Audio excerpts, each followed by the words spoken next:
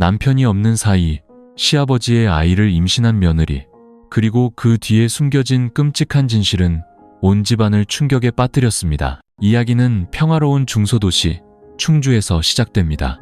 비포장도로 위로 아직 서민들의 소박한 발자국이 남아있는 정겨운 동네. 바로 그곳에서 가난한 네 자매의 딸로 태어난 서연은 도시 남자를 만나 시집가는 것을 인생의 목표로 삼으며 자랐습니다. 시골 출신인 서연에게 번듯한 대기업 건설 엔지니어와 결혼해 유서 깊고 명망 있는 집안의 며느리가 된다는 것은 온 친척이 어깨를 으쓱할 만한 자랑거리였습니다. 하지만 서연은 꿈에도 몰랐습니다.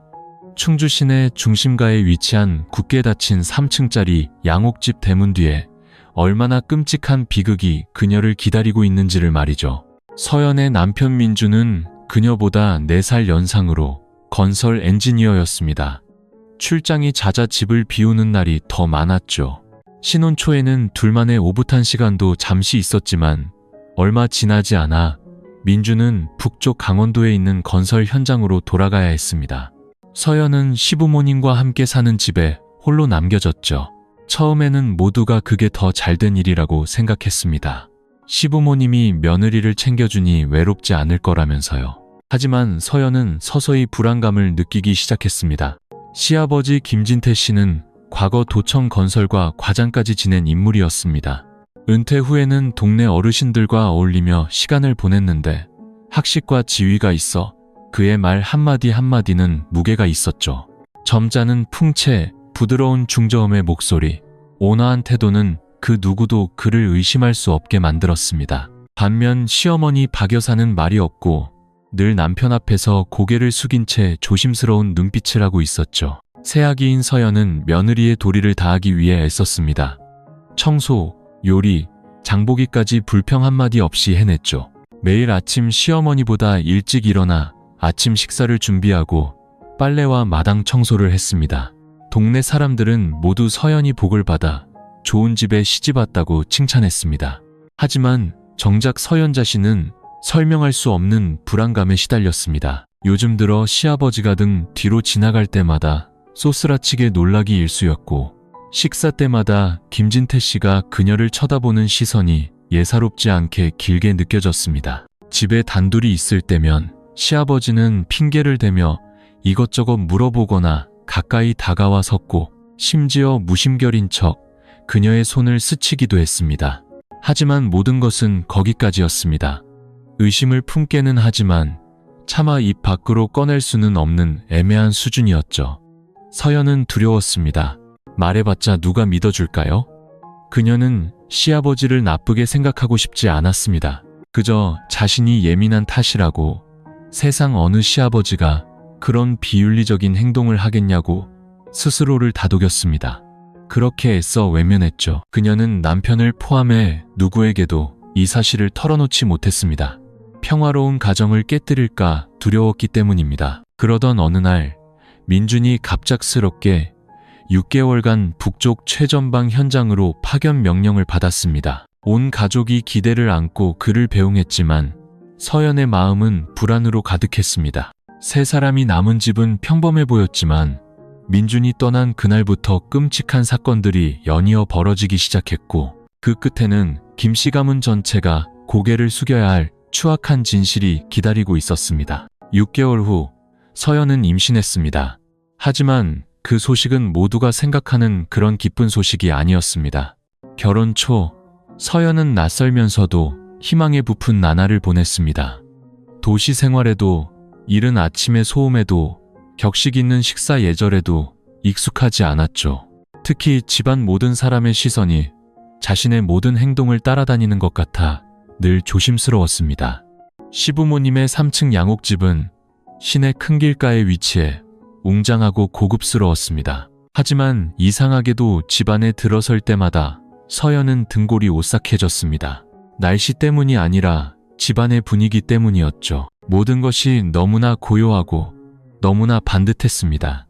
서연이 무심코 슬리퍼를 조금 삐뚤게 놓기만 해도 박 여사는 날카로운 눈초리로 넌지시 핀잔을 주곤 했습니다. 시어머니 박 여사는 말이 없고 웃음도 거의 없었습니다. 그녀는 부엌 한쪽에서 낡은 옷을 수선하며 홀로 앉아있는 시간이 많았고 눈빛은 늘 먼 곳을 향해 있었습니다. 서연이 무언가 물어보면 그저 고개를 끄덕이거나 짧게 응하고는 이내 고개를 돌려버렸습니다. 꾸지람을 듣는 건 아니었지만 서연은 늘 이방인처럼 느껴졌고 항상 눈치를 봐야 했습니다. 반면 시아버지 김진태 씨는 정반대였습니다. 그는 항상 먼저 말을 걸어왔습니다. 서연아, 점심은 먹었니? 집에만 있으니 힘들지 않으냐? 오후에 아비랑 시장에 같이 가자꾸나. 내 어미줄 반찬거리 좀 사게. 이런 다정한 질문들이었지만 서연은 어딘가 이상한 기분이 들었습니다. 한 번은 그녀가 계단을 닦고 있는데 그가 다가와 어깨에 가볍게 손을 얹으며 나지막이 말했습니다. 참 꼼꼼하게도 닦는구나. 나중에 훌륭한 엄마가 되겠어. 서연은 깜짝 놀라 어색하게 웃으며 슬쩍 한 걸음 뒤로 물러섰습니다. 이런 사소한 일들이 아무도 모르게 아무도 말하지 않는 가운데 매일 반복되었습니다. 하지만 한 여자로서의 본능으로 서연은 무언가 잘못되었다는 것을 알았습니다. 아주 크게 어긋나 있다는 것을요. 남편 민주는 매일 밤 전화를 걸어왔습니다. 현장 숙소에서 혹은 회의 중에 걸려오는 다급한 전화였습니다. 여보, 너무 바쁘다. 몇 달만 고생하면 돌아가서 실컷 놀아줄게. 서연은 차마 불평할 수 없었습니다. 그저 저는 괜찮아요. 아버님, 어머님도 잘해주세요라고 말할 뿐이었죠. 하지만 전화를 끊고 나면 서연은 방 안에 멍하니 앉아 무거운 마음에 잠겼습니다. 괜찮다는 말은 스스로를 안심시키기 위한 주문일 뿐이었습니다. 현실은 하루하루 무관심한 사람과 과도하게 관심을 보이는 사람, 두 낯선 이와 함께 사는 것과 같았습니다. 매일 아침 서연은 며느리의 도리를 다하려 애썼습니다. 그녀는 밥을 짓고 청소를 하고 정성껏 식사를 차렸습니다. 하지만 그녀를 가장 불안하게 했던 것은 김진태 씨의 시선이었습니다. 늘 노골적인 것은 아니었지만 그녀가 허리를 숙였다, 일어설 때마다 그는 힐끗 쳐다보았습니다. 그 시선은 아버지가 딸을 보는 시선이 아니었습니다. 어느 날 저녁 박 여사가 이웃집 초상에 가고 서연은 시아버지와 단둘이 집에 남게 되었습니다. 밖에는 천둥을 동반한 폭우가 쏟아졌고 전기는 깜빡거렸습니다. 김진태 씨가 그녀의 방문 밖에서 서서 가볍게 노크를 했습니다. 서연아, 아비다. 이렇게 비가 오는데 무섭지 않으냐? 서연은 놀라 조용히 대답했습니다. 괜찮아요, 아버님. 먼저 주무세요. 그래, 그런데 혹시 이 집에서 불편한 게 있으면 아비한테 말하렴. 내가 다 해결해 주마. 그녀는 어색하게 웃으며 네, 괜찮습니다. 라고 말하고는 방문을 굳게 닫았습니다. 심장이 미친 듯이 뛰었죠. 그날 밤 그녀는 잠을 이루지 못했습니다. 지붕 위로 쏟아지는 빗소리, 창문 틈으로 새어 들어오는 바람소리. 하지만 가장 소름 끼쳤던 소리는 복도를 가로질러 아주 천천히 규칙적으로 걸어와 그녀의 방문 바로 앞에서 멈추는 시아버지의 발소리였습니다. 그 비 오는 밤 이후 서연의 생활 습관은 바뀌었습니다. 이전처럼 아침 일찍 방문을 열어두지도 않았고 거실에서 오래 TV를 보지도 않았습니다. 그녀는 시아버지와 단둘이 집에 있는 상황을 필사적으로 피했습니다. 그의 모든 행동은 여전히 예의를 벗어나지 않았지만 그 눈빛, 말투, 그리고 박 여사가 없을 때마다 주변을 맴도는 방식은 서연을 숨막히게 했습니다. 누구에게도 말할 수 없었습니다. 말하고 싶지 않아서가 아니라 어떻게 말해야 할지 몰랐기 때문입니다. 어떻게 남편에게 아버님이 좀 이상한 것 같아요 라고 말할 수 있을까요? 어떻게 늘 침묵하고 순종적인 시어머니에게 어머님, 남편분의 눈빛이 제 몸을 훑는 것 같아요 라고 말할 수 있을까요? 그녀는 망상에 빠졌다는 소리를 들을까 두려웠습니다. 갓 시집온 며느리가 집안을 이간질한다는 누명을 쓸까봐 무서웠습니다. 마음 한편에는 여전히 작은 희망이 있었습니다. 자신이 너무 예민하게 생각하는 것일지도 모른다고, 그 눈빛은 착각일 뿐이라고, 모든 게 오해일 거라고요. 하지만 모든 것이 점점 더 명확해지면서 그 희망의 불씨는 서서히 꺼져갔습니다. 한 번은 부엌에서 저녁을 준비하던 중 서연이 아래 찬장에서 그릇을 꺼내려고 몸을 숙였을 때 김진태 씨가 갑자기 들어왔습니다. 그는 말없이 그녀의 등 뒤로 돌아 물컵을 찾는 척했습니다. 그의 손이 그녀의 등에 살짝 닿았습니다. 아주 가벼웠지만 보통의 거리보다 너무나 가까웠습니다. 서연은 깜짝 놀라 벌떡 일어나며 어색하게 말했습니다. 식사 준비 다 됐어요. 아버님, 먼저 나가서 앉아 계세요. 김진태 씨는 옅은 미소를 지으며 말했습니다. 물 한 잔 마시려던 것뿐인데 뭘 그리 긴장하느냐. 그러고는 유유히 밖으로 나갔습니다. 서연은 그의 뒷모습을 보며 온몸이 차갑게 식는 것을 느꼈습니다. 그날 밤 그녀는 침대에서 뒤척이며 남편에게 보낼 메시지를 썼다 지우기를 반복했습니다. 여보, 집안 분위기가 너무 이상해. 하지만 이내 지워버렸습니다. 요즘 아버님 행동이 좀 이상한데 말해야 할지 모르겠어. 또 지웠습니다.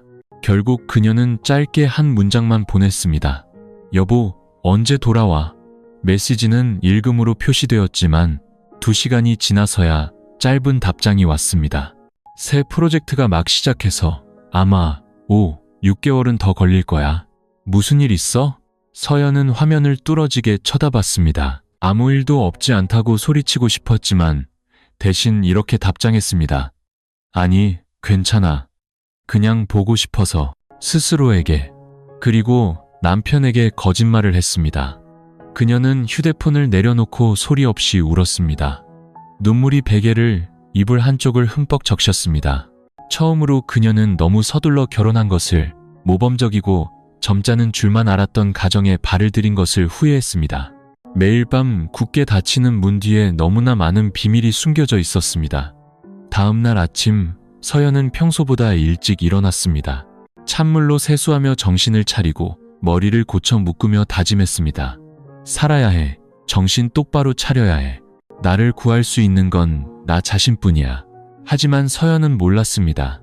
아무리 피하려 해도 어둠은 이미 소리 없이 그녀의 발걸음을 옥죄어오고 있다는 것을요. 남편에게 보내려던 메시지를 지운 날부터 서연은 그 어느 때보다 자신을 고립시켰습니다. 저녁에는 부엌에 내려가는 것을 삼갔고 항상 방문을 굳게 잠갔으며 박 여사의 목소리가 들릴 때만 밖으로 나갔습니다. 아무도 말하지 않았지만 그녀는 이 집에서 더 이상 안전하지 않다는 것을 알았습니다. 김진태 씨는 여전히 점잖은 태도를 유지했습니다. 매일 아침 출근하는 척 대문을 나설 때면 잊지 않고 한마디씩 던졌습니다. 집에서 푹 쉬어라. 며느라기가 이렇게 마르면 애를 못 낳는다. 손님이 올 때면 그는 항상 서연을 불러 차를 내오게 했습니다. 세상 모든 사람들의 눈에는 그가 모범적인 시아버지로 보였을 겁니다. 하지만 서연만이 알고 있었습니다. 그 미소 뒤에는 밤이 되면 그녀의 방문 주위를 조용히 맴도는 발소리가 있다는 것을요. 어느 무더운 여름날 정호, 박 여사는 친정제사를 돕기 위해 읍내로 가야 한다고 했습니다. 김진태 씨는 아침부터 외출 중이었고 서연은 혼자 있게 된 것을 다행으로 여겼습니다. 그녀는 서둘러 빨래와 청소를 마치고 잠시 쉬려던 참이었습니다. 그때 삐걱거리는 대문 소리에 깜짝 놀랐습니다. 김진태 씨가 들어왔습니다. 흰 셔츠는 땀에 젖어 있었고 손에는 과일 봉지를 들고 있었습니다. 서연을 보자마자 그는 웃으며 말했습니다. 우리 딸 더위 먹을까봐 아비가 자두랑 참외 좀 사왔다. 임신 소식은 아직 없더라도 몸보신은 해야지. 서연은 마지못해 웃으며 과일 봉지를 받아들고 방으로 들어가려 했습니다. 그때 그가 의미심장한 말로 그녀를 막아섰습니다. 집에 혼자 있으면 심심하지. 이리 와서 아비랑 같이 과일이나 먹자. 시원한 매실차도 타놨다. 그녀는 거절하려 했지만 눈도 깜빡이지 않고 자신을 똑바로 쳐다보는 그의 시선에 마지못해 고개를 끄덕였습니다. 그 순간 그녀의 머릿속에는 단 하나의 생각뿐이었습니다. 잠깐만 앉아 있다가 빠져나오자. 괜찮을 거야. 거실 탁자에는 단돌뿐이었습니다. 그는 그녀에게 시원한 인삼차를 따라주고 자두 접시를 앞으로 밀어주며 이것저것 물었습니다. 민준이가 생활비는 잘 보내주더냐? 네, 그럼요. 전화도 자주 하고요. 그래, 그놈도 능력은 있는데 너무 오래 집을 비우는구나. 며느리를 이렇게 혼자 두게 하니 안쓰럽다. 서연은 어색하게 웃었습니다. 저도 이제 익숙해졌어요. 김진태 씨는 테이블에 팔을 괴고 그녀 쪽으로 몸을 살짝 기울였습니다. 내가 보니 네가 무척 야위었더구나. 아는 의사 선생님 불러서 진찰이라도 한번 받아볼까? 나중에 큰일 나면 늦는다. 그러고는 무심결인 척 손을 뻗어 차갑게 식은 그녀의 손등을 가볍게 덮었습니다. 그녀는 움찔하며 벌떡 일어났습니다. 저 방에 가서 좀 쉬어야겠어요. 피곤해서요. 그래, 쉬어라. 다 널 걱정해서 하는 말이다. 그녀는 쏜살같이 2층으로 뛰어 올라갔습니다. 손이 부들부들 떨렸죠. 방문이 닫히고 서연은 바닥에 주저앉았습니다. 가슴이 터질 듯 숨이 가빴습니다. 처음으로 김진태 씨가 친밀함과 무례함 사이에 경계를 넘었습니다. 노골적인 말이나 행동은 없었지만 그녀는 온몸과 본능으로 느꼈습니다. 자신이 방금 덫에서 벗어났다는 것을요. 그날 밤 그녀는 방문을 걸어 잠그고 저녁 식사도 걸렀습니다. 박 여사가 돌아와 이유를 물었지만 그녀는 그저 몸이 좀 안 좋다고만 했습니다. 김진태 씨는 아무 말도 하지 않고 어둠 속에서 희미하게 웃을 뿐이었습니다. 서연은 방 안에서 밤새 뒤척였습니다. 머릿속에는 단 하나의 문장만이 맴돌았습니다. 이대로 가다간 내 명예도 나 자신도 지킬 수 없어. 그날로부터 사흘 후 서연은 여전히 충격에서 벗어나지 못했습니다. 그녀는 더욱 말이 없어졌고 두통을 핑계로 김진태 씨를 피하며 집 밖으로 거의 나가지 않았습니다. 복도에서 그의 발소리가 들릴 때마다 그녀는 숨을 죽이고 죄지은 아이처럼 벽에 기댔습니다. 마음은 더 이상 평온하지 않았고 주변의 모든 것이 축축하고 곰팡내 나는 이불처럼 영혼을 짓누르는 듯했습니다. 시어머니에게 말할 생각은 하지 않았습니다. 두려워서가 아니라 소용없을 것을 알았기 때문입니다. 박 여사는 수십 년간 김진태 씨의 그늘 아래서 살아온 사람이었습니다. 그녀는 저항하지도 감히 질문하지도 못했습니다. 그녀의 삶은 부엌과 반복되는 내 여보라는 대답을 중심으로 돌아가는 듯했습니다. 심지어 서연은 이제 아무도 자신을 믿어주지 않을 것이라는 생각까지 들기 시작했습니다. 어느 날 아침 잠에서 막 깨어났을 때 서연은 박 여사가 현관에서 누군가와 이야기하는 소리를 들었습니다. 민준의 고모, 즉 시고모였습니다. 이따금 집에 들르고 나는 분이었죠. 시고모의 목소리가 문틈으로 희미하게 들려왔습니다. 요즘 서연이 쟤 왜 저런다니? 말도 없고 영 이상해. 박 여사가 무심하게 한마디 툭 던졌습니다. 글쎄 말이다. 내가 친정 다녀온 날부터 갑자기 사람이 변했어. 무슨 생각을 하는지 단 한마디였지만 그 말은 서연의 마음을 산산조각 냈습니다. 가장 큰 외로움은 한 집에 살면서도 아무도 진정으로 내 말을 들어주지 않을 때 찾아온다고 합니다. 서연은 그 감정을 매일 매 시간 뼈저리게 느꼈습니다. 박 여사가 의심의 뜻으로 한 말이 아니었을지라도 그 말은 이미 약해질 대로 약해진 그녀의 자신감을 베는 칼날 같았습니다. 그날 저녁 온 가족이 식사를 하고 있을 때 서연이 그릇을 치우려고 일어서자 김진태 씨가 말했습니다. 서연아, 앉아있거라. 아비가 치울게. 요즘 보니 얼굴이 너무 안 좋다. 박 여사가 힐끗 쳐다보며 말했습니다. 제대로 하라고 해요. 젊은 애가 맨날 기운이 없어서야. 김진태 씨는 웃으며 부드러운 목소리로 말했습니다. 원래 딸은 아껴줘야 하는 법이지. 요즘 보니 우리 서연이가 더 예뻐졌어. 서연은 얼굴에 핏기가 싹 가시는 것 같았습니다. 그녀는 작은 목소리로 말했습니다. 제가 그릇 치우고 방에 가서 쉴게요. 그녀는 서둘러 그릇을 챙겨 돌아섰지만 등 뒤로 자신을 쫓는 김진태 씨의 시선을 똑똑히 느낄 수 있었습니다. 역겨운 감정이 목구멍까지 차올랐습니다. 그날 밤 그녀는 침대에 누웠지만 감히 잠들 수 없었습니다. 기다리고 또 기다렸습니다. 김진태 씨의 방문이 닫히는 소리를 듣고서야 겨우 숨을 돌렸습니다. 그녀는 방문을 걸어 잠그고 의자까지 문 뒤에 받쳐놓은 뒤 침대 구석에 웅크리고 앉았습니다. 휴대폰이 울렸습니다. 민준에게서 온 메시지였습니다. 오늘 거긴 비와? 여긴 너무 춥다. 아내가 보고 싶네. 서연은 그 글자를 보았지만 답장하지 않았습니다. 더 이상 무슨 말을 써야 할지, 어디서부터 시작해야 할지 알 수 없었습니다. 만약 사실대로 말한다면 민준이 믿어줄까? 아니면 그녀가 거짓말을 한다고 망상에 빠졌다고 생각할까? 더 최악은 그녀가 먼저 유혹했다고 생각하면 어쩌지? 서연은 자신이 거센 물살에 휩쓸리는 기분이었습니다. 기댈 곳도 내밀어주는 손도 없었습니다. 그 후 며칠 동안 김진태 씨는 서연이 예상치 못한 곳에 나타나기 시작했습니다.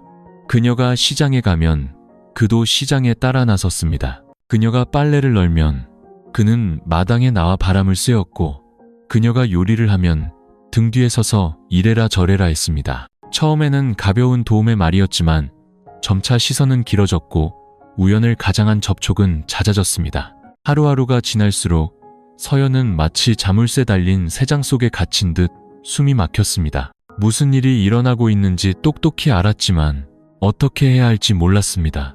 아무도 그녀 편이 아니었습니다. 아무도 듣지 않고 아무도 믿지 않았습니다. 그녀는 일기를 쓰기 시작했습니다. 매일 밤 모두가 잠든 후 그녀는 휴대폰을 열어 유언과도 같은 짧은 글들을 기록했습니다. 만약 저에게 무슨 일이 생긴다면 엄마, 믿어주세요.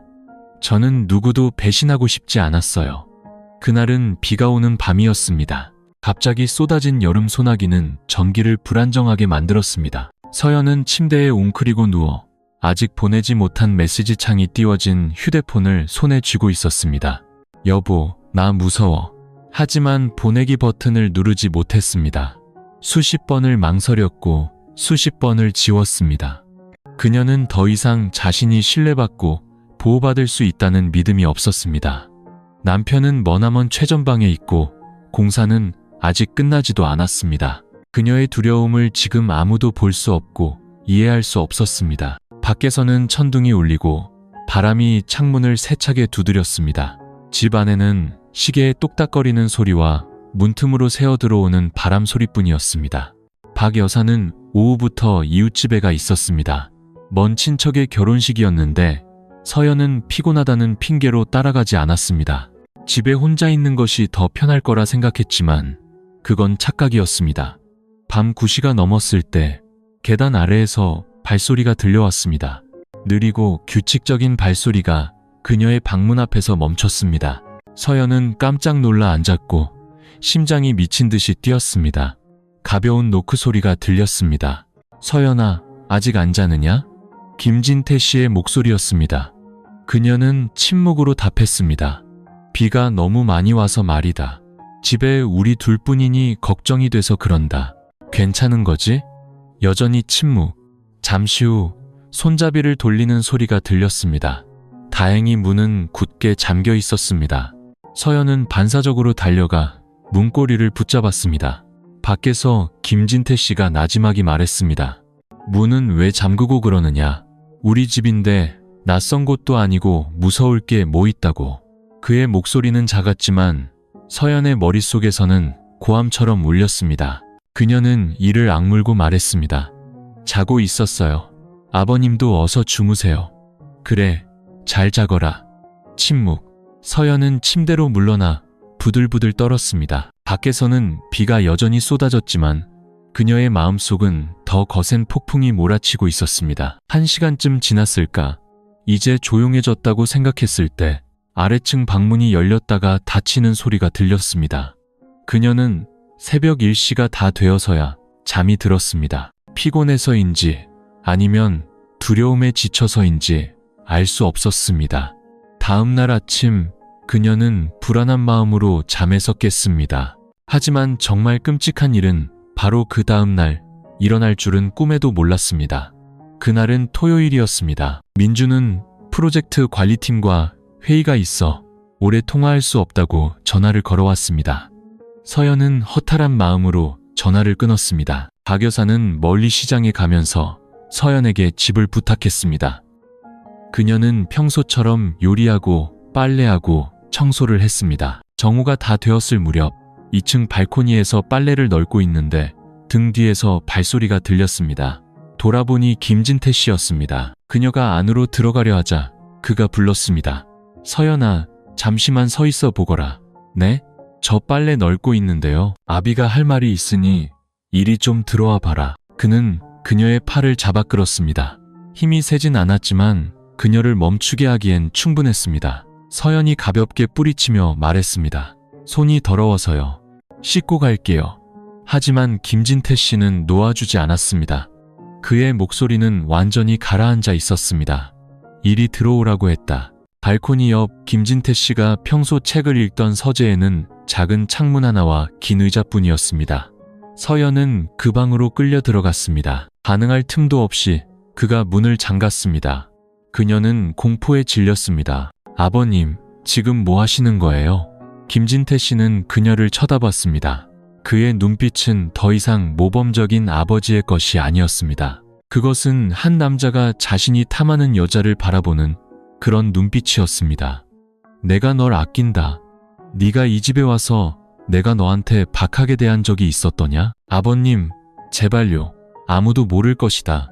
네 남편도 없지 않으냐? 너도 기댈 어깨가 필요할 테고 안 그러냐? 그녀는 소리쳤지만 방음이 된 방, 잠긴 문, 그리고 도덕적인 가면을 쓰고 있던 그 남자는 마침내 진짜 얼굴을 드러냈습니다. 문이 열렸을 때 해는 이미 져 있었습니다. 서연은 비틀거리며 밖으로 나왔습니다.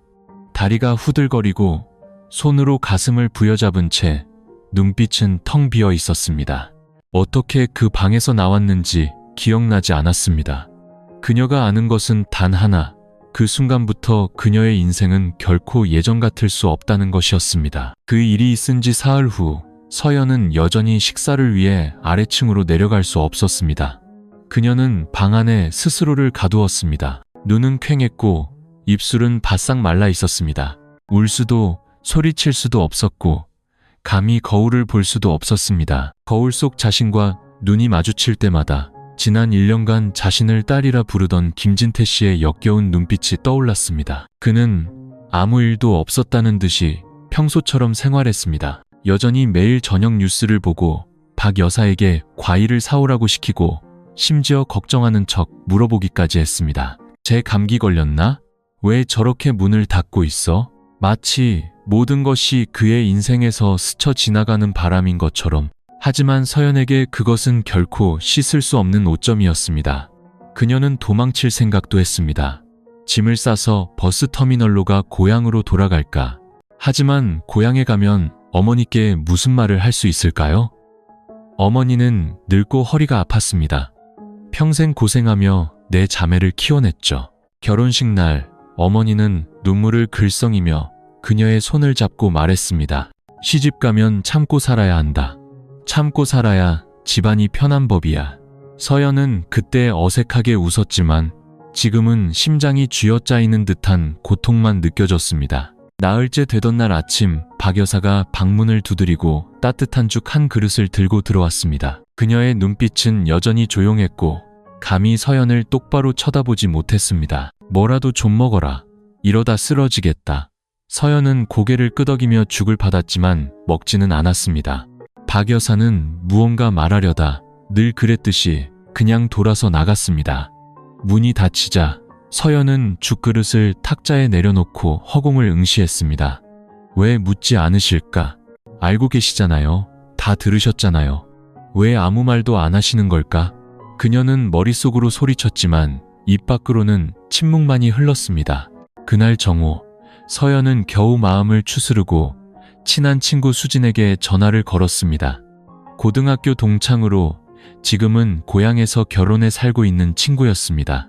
여보세요, 서연아. 오랜만이다. 서연의 목소리가 떨렸습니다. 나 할 말이 있어. 응, 말해봐. 내가 도울 일 있으면 돕고. 하지만 막 입을 열려는 순간 목이 메어왔습니다. 시아버지에게 당했어라는 말이 차마 나오지 않았습니다. 아냐, 별거 아니야. 그냥 안부 물으려고. 뭐야, 정말. 그녀는 전화를 끊고 꺼진 화면 앞에서 몇 시간 동안 멍하니 앉아 있었습니다. 그녀는 감히 말할 수 없었습니다. 용기가 없었습니다. 그리고 무엇보다 아무도 이 치욕을 이해하거나 대신 짊어질 수 없었습니다. 그날 밤 그녀는 욕실에 들어가 팔에 남은 작은 멍자국을 보았습니다. 그가 꽉 잡았던 흔적이었습니다. 희미한 불빛 아래 그녀는 자신이 걸어다니는 시체처럼 느껴졌습니다. 텅 빈 눈, 창백한 피부. 그녀는 허리를 숙여 거칠게 구토했습니다. 연이어 며칠 동안 아무것도 먹지 못했고 몸은 눈에 띄게 쇠약해졌습니다. 박 여사는 걱정스러운 듯 그녀의 이마를 짚으며 조심스럽게 물었습니다. 요즘 생리는 했니? 서연은 깜짝 놀랐습니다. 날짜를 세어보니 거의 2주가 늦어졌습니다. 그날 밤 그녀는 조용히 동네 약국으로 향했습니다. 욕실에서 확인한 임신 테스트기에는 아직 아물지 않은 상처를 후벼 파는 것처럼 선명한 두 줄의 붉은 선이 나타났습니다. 심장이 멎는 것 같았습니다. 그녀는 임신했습니다. 차가운 타일 바닥에 주저앉았습니다. 오랫동안 억눌려왔던 눈물이 마침내 터진 둑처럼 쏟아져 내렸습니다. 배를 감싸 안으며 그녀는 중얼거렸습니다. 아가야, 엄마는 너를 어떻게 해야 하니? 한쪽은 아직 형체도 없는 무고한 아이, 다른 한쪽은 결코 다시 떠올리고 싶지 않은 끔찍한 진실. 그녀는 두 벽 사이에 갇힌 기분이었습니다. 어느 쪽으로 가도 낭떠러지였습니다. 아이를 포기할 수도 없었지만 이 치욕 속에서 아이를 낳을 수도 없었습니다. 그리고 가장 끔찍한 것은 이 아이가 누구의 아이인지 확신할 수 없다는 사실이었습니다. 두 줄이 선명한 임신 테스트기는 마치 아물지 않은 상처처럼 화장대 서랍 깊숙한 곳에 아무렇게나 처박혔습니다. 그날 밤 서연은 잠들지 못했습니다. 눈을 뜬 채 하얀 천장이 무너져 내릴 것처럼 느껴졌습니다. 그녀는 기억을 더듬었습니다. 마지막으로 남편과 함께한 것은 그가 출장을 떠나기 전인 3개월여 전이었습니다. 하지만 지금 임신 주수는 이제 겨우 4주가 넘었습니다. 모든 정황이 단 하나의 결론을 가리키고 있었습니다. 차마 입에 담을 수 없는 결론. 그 사람이었습니다. 다음 날 아침, 서연은 집에서 2km쯤 떨어진 개인 산부인과를 찾았습니다. 아무도 모르게 혼자서 가야 했습니다. 의사는 임신 5주 차이며 아기집이 막 생기기 시작했다고 확인해 주었습니다. 서연은 초음파 화면을 보며 아무것도 느끼지 못한 채 그저 마비된 듯 앉아 있었습니다. 아이가 그녀 안에 존재했지만 그 존재는 그녀를 매일 조금씩 죽어가게 만들고 있었습니다. 그녀는 일찍 진료를 마치고 작은 골목길을 따라 아주 천천히 걸었습니다. 길 위에 비친 그녀의 그림자는 위태롭고 외로워 보였습니다. 집에 도착했을 때 문턱을 넘기도 전에 부엌에서 박 여사의 목소리가 들려왔습니다. 서연아, 어디 갔다 오니? 얼굴이 왜 그렇게 창백해? 서연은 작은 목소리로 대답했습니다. 좀 피곤해서요. 피곤하긴. 요즘 통 먹지를 못하니. 그렇지. 얼굴이 헬쑥해졌어. 혹시? 박 여사는 반신반의하는 눈빛이었지만 그 속에는 희미한 기대감도 서려 있었습니다. 서연이 대답하기도 전에 등 뒤에서 김진태 씨가 끼어들었습니다. 병원에 한번 데려가 봐. 좋은 소식이 있을지 누가 알아? 그의 목소리를 듣는 순간 서연의 등골이 오싹해졌습니다. 그녀는 고개를 숙이고 두 손을 꽉 쥐었습니다. 손톱이 손바닥을 파고드는 것 같았습니다. 마치 몸에서 진실을 긁어내고 싶은 것처럼. 그날 오후 김진태 씨는 직접 서연을 데리고 도립병원으로 향했습니다. 확실히 확인해야 한다면서요. 차가 국도를 달리는 동안 서연은 차문에 바싹 붙어 앉아 창밖만 쳐다볼 뿐 한마디도 하지 않았습니다.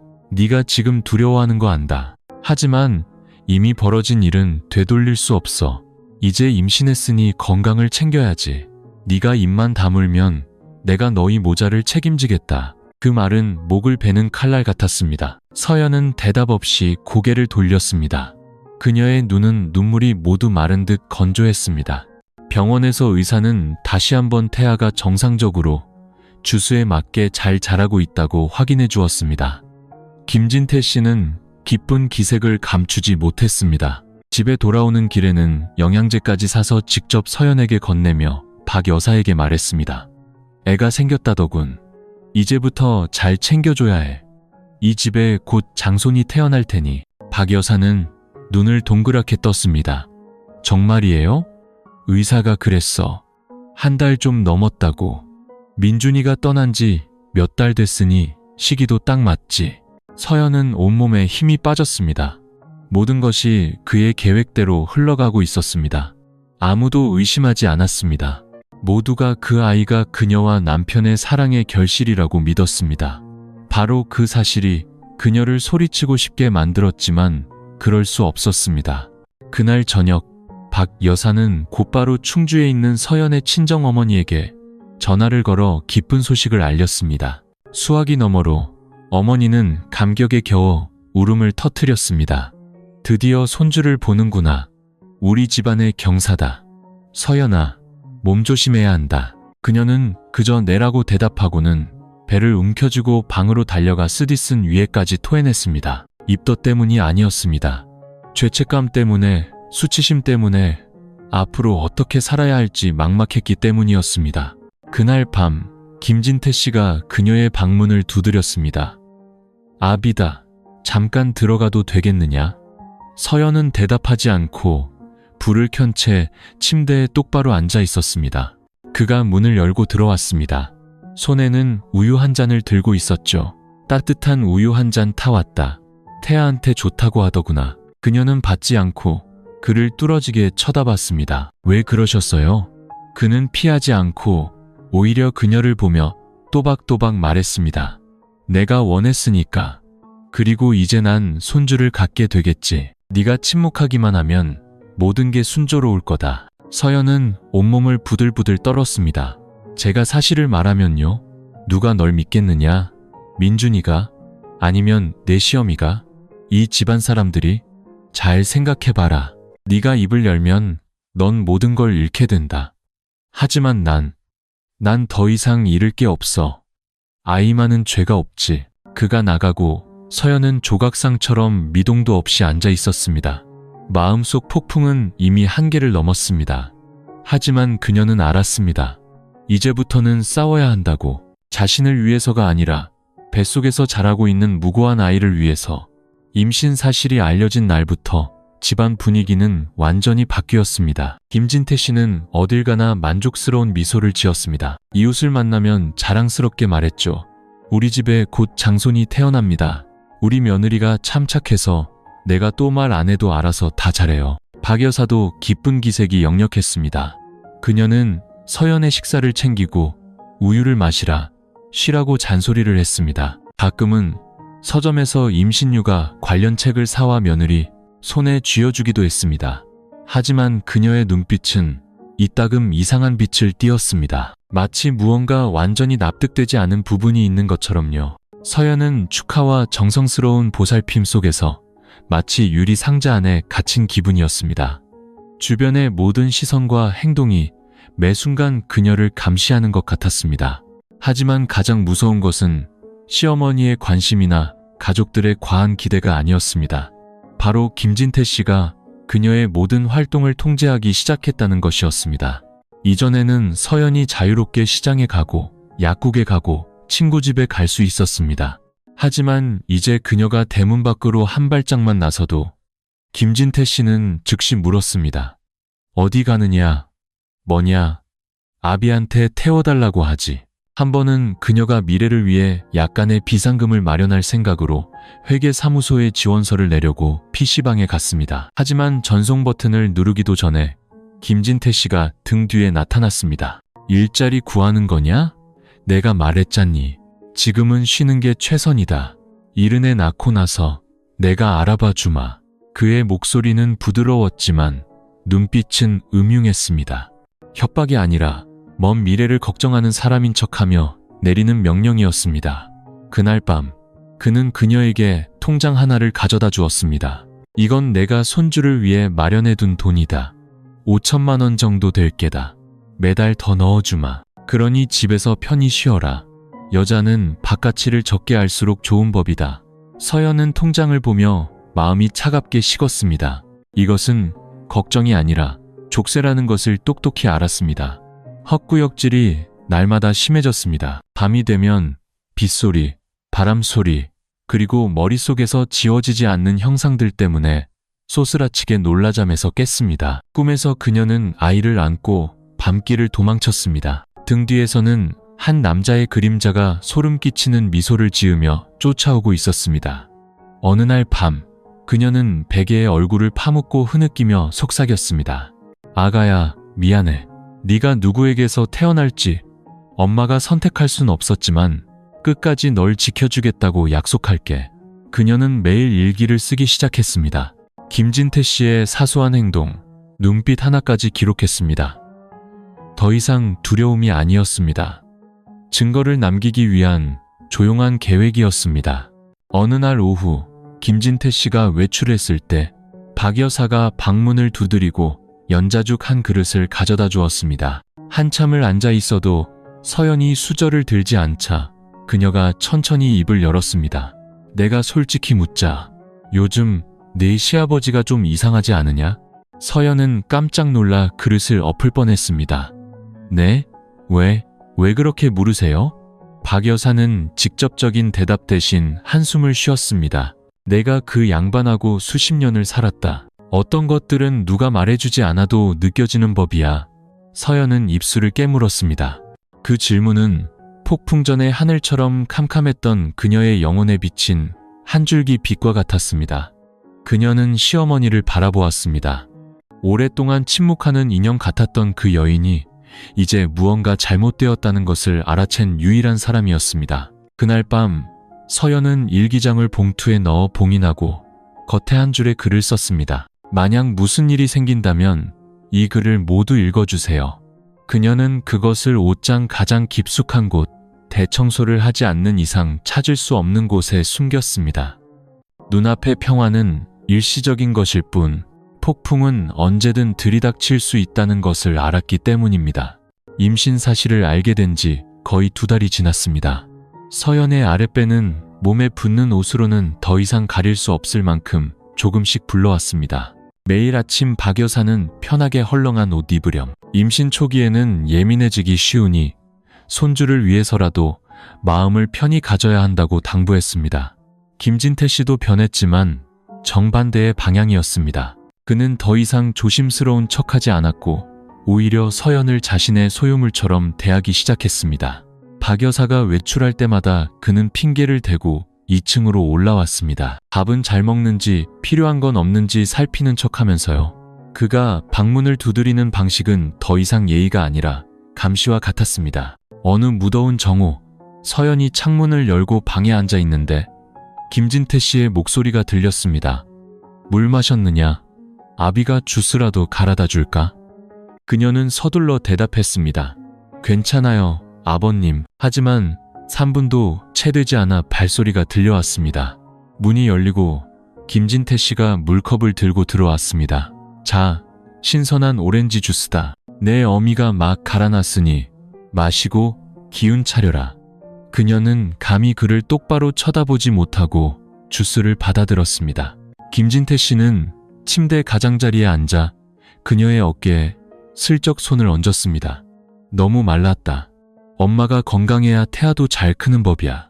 서연은 벌떡 일어나며 말했습니다. 저 화장실 좀 다녀올게요. 그녀는 밖으로 뛰쳐나갔고 김진태 씨는 입술을 굳게 다문 채 그 자리에 앉아 있었습니다. 그의 눈빛에는 불쾌함이 서려 있었습니다. 더 이상 숨기는 자가 아니라 자신의 소유권이 도전받았다고 느끼는 남자의 모습이었습니다. 그날 밤 서연은 잠을 이룰 수 없었습니다.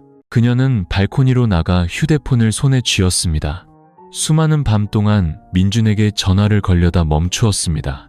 어디서부터 시작해야 할지 몰랐습니다. 만약 사실을 말한다면 어떤 미래가 기다릴까? 이혼, 집에서 쫓겨나고 평생 시아버지와 노란한 며느리라는 손가락질을 받거나 더 최악은 뱃속의 아이가 괴물 취급을 받는 것.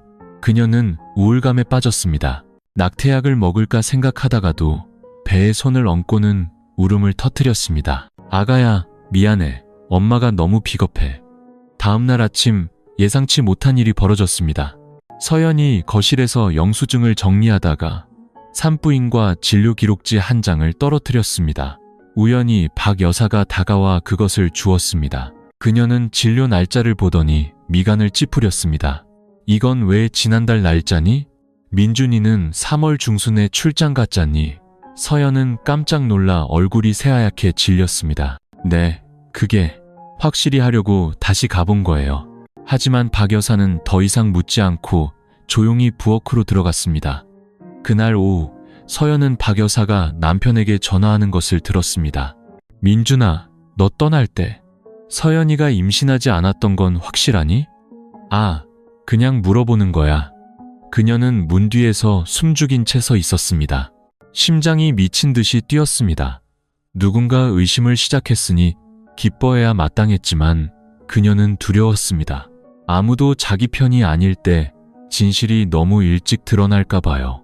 그날 밤 서연은 화장대 앞에 앉아 자신이 썼던 일기 봉투를 열었습니다. 그녀는 새로운 페이지를 추가했습니다. 나중에 네가 아빠가 누구냐고 묻는다면 엄마는 네 아빠는 내가 선택한 사람이 아니었다고밖에 말할 수 없단다.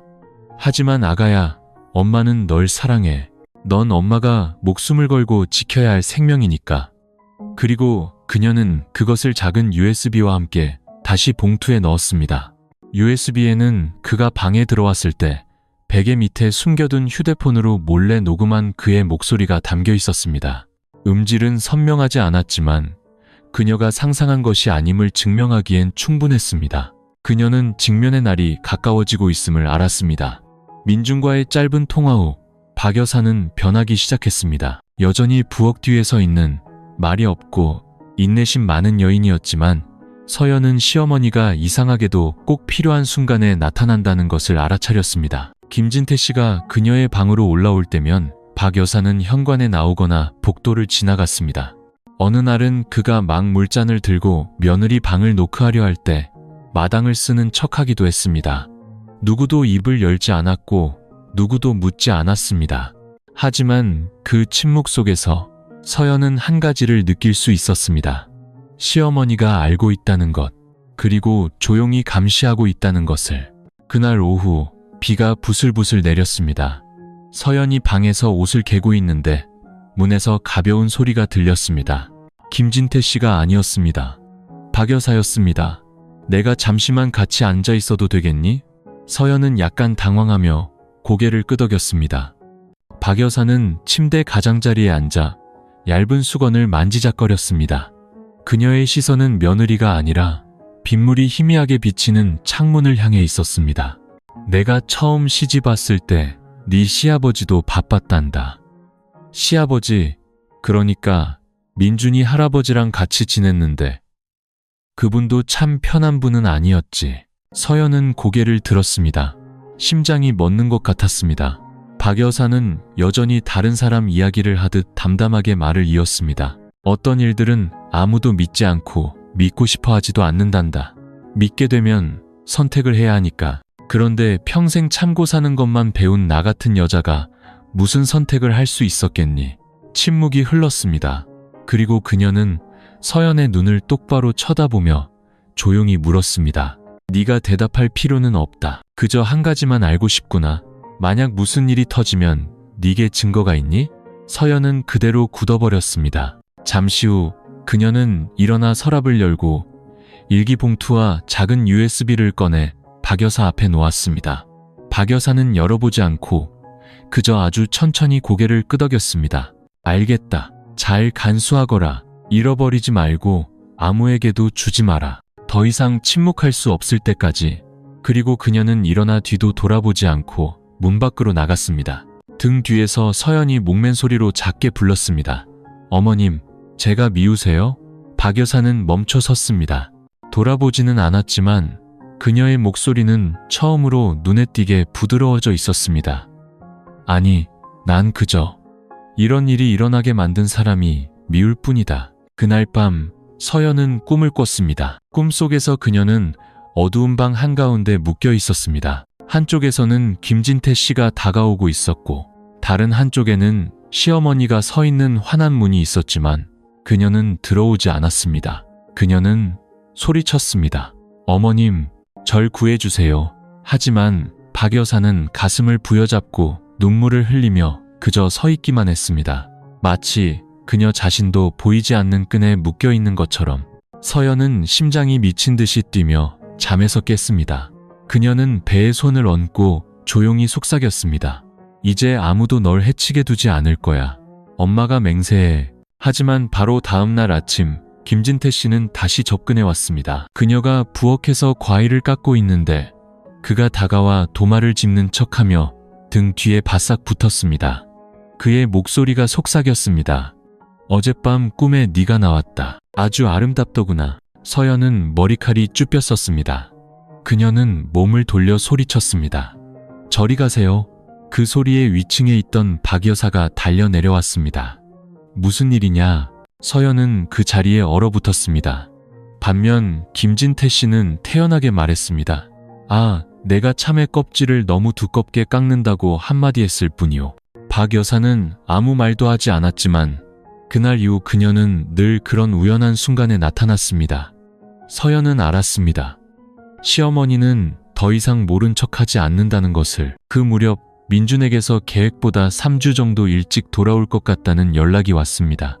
이 소식에 집안은 분주해졌습니다. 하지만 서연만이 알고 있었습니다. 그의 귀환은 단순한 재회가 아니라 침묵의 나날을 끝내는 종소리가 될 것이라는 것을. 그녀는 하루하루 날짜를 세기 시작했습니다. 매일 밤 일기를 쓰고 할 말을 준비하고 마음의 준비를 했습니다. 모든 것을 말하거나 아니면 이대로 가라앉거나 둘 중 하나였습니다. 토요일 늦은 오후 하얀색 승용차 한 대가 대문 앞에 멈춰섰습니다. 눈에 띄게 야윈, 키 큰 남자가 피곤하지만 기대에 찬 얼굴로 차에서 내렸습니다. 민준이었습니다. 거의 5개월간의 고된 출장 끝에 마침내 돌아온 것이었죠. 부엌에서 박 여사의 목소리가 들려왔습니다. 애가 왔구나. 여보, 어서 나가서 짐 좀 들어줘요. 서연은 방 안에 얼어붙은 듯 서 있었습니다. 남편의 셔츠를 개던 손이 굳어버렸죠. 이 순간이 올 줄 알았지만 아직 준비가 되지 않았습니다. 남편을 더 이상 사랑하지 않아서가 아니었습니다. 그가 자신의 눈을 들여다보면 진 씨를 보게 될까봐 두려웠습니다. 집에 들어선 민주는 아내를 보고 깜짝 놀랐습니다. 여보, 많이 야위었네. 그런데 배가. 그는 허리를 숙여 살짝 불러온 아내의 배에 가볍게 손을 얹었습니다. 정말 임신했구나. 서연은 어색하게 웃으며 고개를 끄덕일 뿐 아무 말도 하지 못했습니다. 김진태 씨가 집 안에서 나오며 호탕하게 말했습니다. 이놈, 때맞춰 잘 왔다. 내가 막 내 아내 데리고 정기검진 가려던 참이었는데 이제 네가 왔으니 내가 신경 쓸 일 없겠구나. 박 여사는 뒤에 서서 아무 말도 하지 않았습니다. 그녀와 서연의 눈이 마주쳤습니다. 짧았지만 깊은, 침착해, 서두르지 말라는 메시지가 담긴 시선이었습니다. 재회의 저녁 식사 자리에서 모두가 애써 즐거운 척했습니다. 민주는 새로운 공사 현장 이야기, 산골의 칼바람, 인부들의 소박한 식사에 대해 말했습니다. 서연은 따라 웃었지만 심장은 조여드는 것 같았습니다. 어디서부터 시작해야 할지, 각기 다른 얼굴과 다른 역할을 연기하는 세 사람 앞에서 무슨 말을 해야 할지 알 수 없었습니다. 식사 후 모두가 방으로 올라갔을 때 민주는 서연을 끌어안았습니다. 둘이 함께 자던 그 방에서요. 그는 그녀의 배에 손을 얹고 속삭였습니다. 고생 많았어. 너를 이렇게 오래 혼자 두게 해서 정말 미안해. 그녀는 목이 메어 눈물이 터져나왔지만 고개를 돌렸습니다. 괜찮아.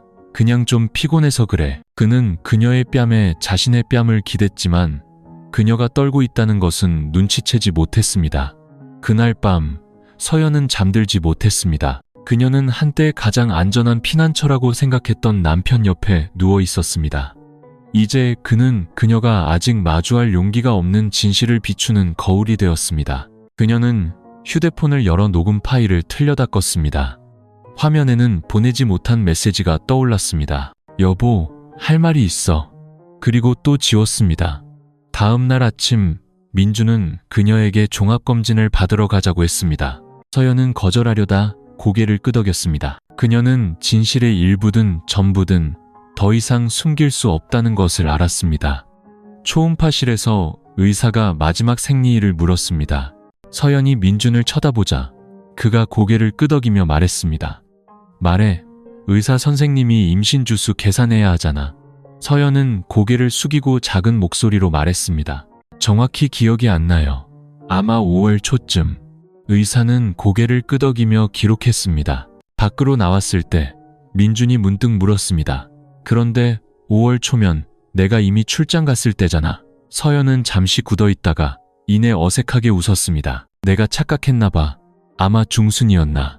그는 더 이상 아무 말도 하지 않았지만 서연은 그의 눈빛에서 의심의 씨앗이 뿌려졌다는 것을 알았습니다. 집에 돌아온 후 민주는 사소한 질문들을 하기 시작했습니다. 내가 없는 동안 계속 집에만 있었어? 누가 놀러 온 적은 없고? 부모님은 특별히 잘해주셨어? 그녀는 얼버무리며 대답을 피했습니다. 그날 밤 그녀가 막 침대에 누웠을 때 아래층에서 김진태 씨가 통화하는 소리가 들려왔습니다. 그의 목소리는 낮았지만 문틈으로 새어들어왔습니다. 그놈이 돌아왔어. 아직 아무 말은 없는데 요즘 서연이 녀석이 이상해. 예전처럼 무서워하질 않아. 서연은 그 자리에 얼어붙었습니다. 다음날 아침 박 여사는 부엌 식탁 위에 작은 가방 하나를 올려놓았습니다. 아무도 신경 쓰지 않았지만 민준이 식사를 마치자 그녀가 조용히 말했습니다. 이거 서연이 산부인과 진료 기록지들이다. 예전 것들까지 다. 민준은 놀랐습니다. 어머니가 이걸 왜? 그냥 보다 보니 좀 이상해서. 민준은 봉투를 열었습니다. 5월 5일자로 기록된 초음파 사진 한 장. 그의 눈이 가늘어졌습니다. 그는 조용히 그것을 주머니에 넣었습니다. 그날 오후 서연이 옥상에서 혼자 빨래를 널고 있을 때 민준이 다가왔습니다. 그의 손이 그녀의 어깨에 닿았습니다. 어제처럼 따뜻하지 않고 무겁게 느껴졌습니다. 나한테 정말 할 말 없어? 서연이 돌아섰습니다. 그들의 시선이 마주쳤고 그녀의 심장이 격렬하게 뛰었습니다. 그 순간 그녀는 깨달았습니다. 진실의 문이 열리고 있다는 것을. 지금 그 문을 통과하지 않으면 모든 것을 잃게 될 것이라는 것을. 어젯밤 민준의 질문 이후 서연은 뜬 눈으로 밤을 새웠습니다. 그녀는 방문 앞에 서서 USB를 손에 쥔 채 그의 또 한 번의 질문, 단호한 눈빛만을 기다렸습니다.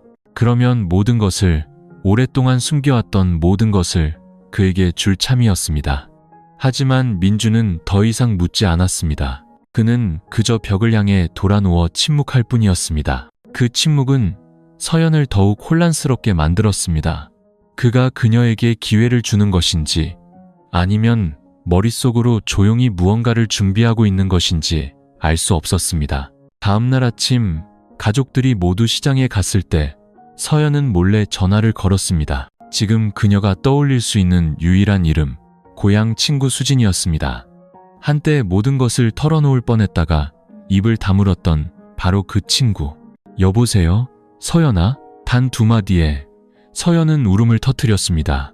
나 더는 못 숨기겠어. 무슨 일이야? 그냥 말해. 내가 듣고 있을게. 서연은 모든 용기를 끌어모아 1시간 동안 모든 것을 털어놓았습니다. 김진태 씨의 첫 시선부터 운명의 비오는 밤, 그리고 누구도 인정하려 하지 않는 뱃속의 아이까지. 수화기 저편에서 수지는 끼어들지 않고 숨소리조차 들리지 않을 정도로 조용히 들었습니다. 한참 후에야 수진이 조용히 말했습니다. 네가 그렇게 강한 줄 몰랐어. 서연아, 나라면 진작에 죽었을 거야. 강한 게 아니야. 그냥 무서워. 여기서 더 침묵하면 내 아이에게 죄인이 될 것 같아. 수지는 잠시 말을 멈췄다가 말했습니다. 내가 옆에 있어줄 순 없지만 이것 하나만은 믿어. 잘못한 사람은 네가 아니야. 대가를 치러야 할 사람도 네가 아니라고. 서연은 전화를 끊었습니다. 일기나 눈빛 혹은 애매한 말들이 아닌 자신의 입으로 진실을 말한 첫 번째 대화였습니다. 이상하게도 그 통화 이후 그녀는 숨쉬기가 한결 편해졌습니다. 한 번 말할 용기를 냈으니 2번, 3번, 그리고 가장 중요한 순간에도 말할 수 있을 거란 걸 알았습니다. 그날 저녁 민주는 늦게 돌아왔습니다. 그는 별말 없이 식사를 하고 조용히 방으로 올라갔습니다. 서연도 아무 말도 하지 않았지만 그녀는 남편의 외투 주머니에 미리 준비해둔 쪽지 하나를 넣어두었습니다. 거기에는 이렇게 쓰여 있었습니다. 진실을 알고 싶다면 지금 바로 묻지 말아줘. 말할게. 하지만 하루만 더 시간을 줘. 제발 날 몰아붙이지 마. 더는 견딜 수 없어. 다음 날 아침 민주는 쪽지에 대해 언급하지 않았습니다. 하지만 그의 눈빛은 달라져 있었습니다.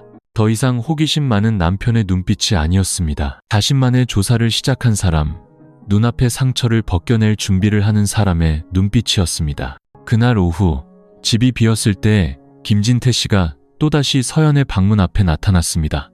그녀가 쉬고 있는데 노크 소리가 들렸습니다. 서연아, 문 좀 열어보거라. 아비가 할 말이 있다. 그녀는 베개를 꽉 쥔 채 대답하지 않았습니다. 그가 말을 이었습니다. 내 마음이 흔들리는 거 안다. 하지만 잘 생각해야 해. 네가 사실을 말해도 아무도 믿지 않을 게다. 사람들은 아이를 불쌍히 여기다가 결국 너에게 등을 돌릴 거야. 여전히 협박과 회유가 섞인 말투였습니다. 하지만 이번에는 서연이 벌떡 일어나 문으로 다가갔습니다. 그녀의 목소리는 단호했습니다. 저한테서 떨어지세요. 저는 몇 달 전에 제가 아니에요. 모든 걸 준비해뒀어요. 네가 뭘 어쩌겠다고? 진실을요. 전부 다 말할 거예요. 김진태 씨는 잠시 침묵했습니다. 이윽고 그의 발소리가 물러갔습니다. 서두르지는 않았지만 어딘가 당황한 기색이 역력했습니다. 그날 밤 서연은 일기장에 마지막 한 줄을 썼습니다. 내일 나는 자유로워질 것이다. 그것이 지옥이든 빛이든 내가 아이의 손을 잡고 함께 갈 것이다. 더 이상 도망치지 않겠다. 그날 늦은 오후 하늘은 서연의 마음처럼 잿빛이었습니다. 비도 햇살도 없이 바람만이 불었습니다. 바람이 현관을 휑하게 지나가며 발코니 앞 커튼을 흔들어 유리창에 부딪히게 했습니다. 민주는 평소보다 일찍 돌아왔습니다. 그는 아내를 부르지도 방에 들어가지도 않고 그저 2층 서재 책상에 조용히 앉아 노트북으로 무언가를 보고 있었습니다. 서연은 문 뒤에 서서 손바닥에 USB를 쥔 채 등줄기로 땀이 흘러내리는 것을 느꼈습니다. 더 이상 물러설 곳이 없다고 느낀 것은 이번이 처음이었습니다. 오늘 말하지 않으면 영원히 말할 수 없을 것이었습니다. 저녁 7시경 모두가 마음속으로 죽어가는 사람처럼 침묵 속에서 식사를 마친 후 서연이 민준의 서재문을 조용히 두드렸습니다. 오빠, 얘기 좀 해. 민준은 그녀를 쳐다보지 않았지만 그의 목소리는 그녀를 소름 돋게 할 만큼 차분했습니다. 듣고 있어. 서연은 안으로 들어가 책상 위에 USB를 올려놓았습니다. 지난 5개월간 내가 차마 말하지 못했던 모든 게 이 안에 있어. 그는 말없이 USB를 받아 노트북에 꽂았습니다. 화면에는 내가 가장 믿었던 사람에게라는 이름의 폴더 하나가 나타났습니다. 그 안에는 녹음 파일 하나, 일기 스캔본 몇 개, 산부인과 진료 기록과 그가 집을 떠난 날짜가 찍힌 사진들, 그리고 김진태 씨의 의심스러운 행동을 기록한 작은 메모들이 있었습니다. 그는 녹음 파일을 재생했습니다. 김진태 씨의 낮고 음산한 목소리가 흘러나왔습니다. 네가 입만 다물면 아비가 다 책임지 마. 내가 널 진심으로 아낀다. 이미 다 벌어진 일 아니냐. 민주는 아무 말 없이 끝까지 들었습니다. 그의 눈은 점점 붉어졌고 이를 악물었습니다. 이게 상상하기 힘든 일이라는 거 알아. 나도 죽으려고 했어. 아이를 지우려고도 했고 도망치려고도 했어. 하지만 생각했어. 내가 아이를 지키지 않으면 결국 죄인은 내가 될 거라고 알아줬으면 좋겠어. 난 원하지 않았어. 단 한순간도 이걸 선택한 적이 없어. 서연은 울음을 터뜨렸습니다. 민주는 벌떡 일어나 책상을 세게 내리쳤습니다. 왜 더 일찍 말하지 않았어? 왜 너 혼자 그 모든 걸 감당하게 했어? 무서웠으니까. 오빠가 날 믿지 않을까봐. 나 대신 가족을 선택할까봐 무서웠어. 그는 다가와 그녀를 굳게 껴안았습니다. 몇 달 만에 처음으로 서연은 남편의 어깨에 기대 아이처럼 울었습니다. 그가 그녀의 등을 토닥였습니다. 그의 손이 떨리고 있었죠. 미안해. 정말 미안해. 내가 제때 네 곁에 있어주지 못했어. 널 지켜줬어야 했는데 어떻게 나 자신을 용서할 수 있을까? 그녀는 눈물 속에서 소리쳤습니다. 누구의 용서도 필요 없어. 그냥 오빠가 날 믿어주면 돼. 더 이상 의심 없이 날 똑바로 봐주기만 하면 된다고. 그때 박 여사가 문을 열고 들어왔습니다. 손에는 서연이 예전에 그녀에게 주었던 낡은 일기 봉투가 들려 있었습니다. 민준아, 이것도 읽어봐야 할 것 같구나.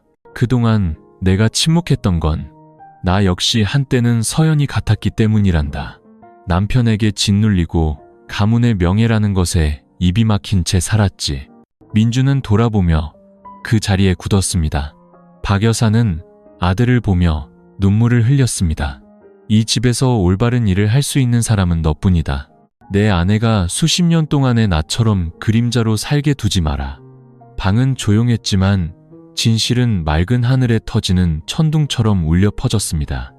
민주는 주먹을 꽉 쥐었습니다. 그의 목소리가 낮게 깔렸습니다. 당신이 준 걸로 고소하기에 충분해.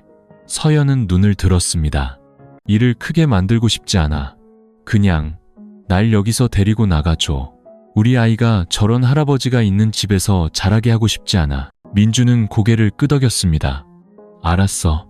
하지만 떠나기 전에 그 사람이 고개 숙이게 만들 거야. 내 아내를 건드리고도 편히 살게 둘 순 없어. 그날 밤 서연은 몇 달 만에 처음으로 편안히 잠들었습니다.